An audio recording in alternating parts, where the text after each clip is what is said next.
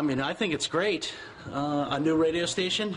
For months, his auto parts company has sat across the road from a billboard sponsored by FamilyRadio.com. But the message meant to be conveyed is not to welcome the start of a new radio station, but to signal the end of the world.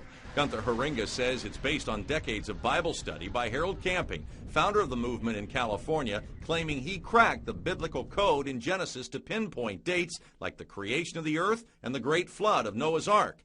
It is there that Haringa says the clock began ticking to Earth's destruction, incorporating scripture in 2 Peter that states, to God, a day is like 1,000 years. We have authority to go back to Genesis 7:4, where he tells Noah, in 1 week, you're going to get into the ark with all the animals.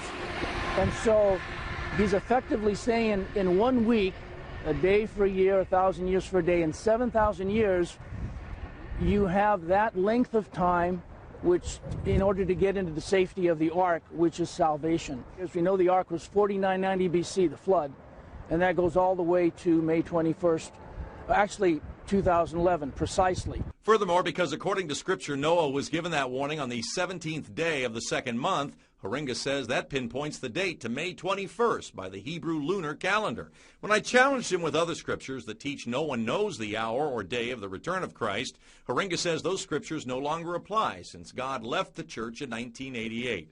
It's a lot to absorb. So is what Haringa claims happens May 21st, when a massive worldwide earthquake will throw open graves. The remains of Christians will be joined by those believers still alive for ascent into heaven.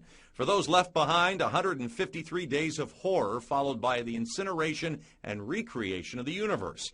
The movement founders have put all their finances into billboards and RVs to spread the message right up until May 21st. But what happens May 22nd if you're still here?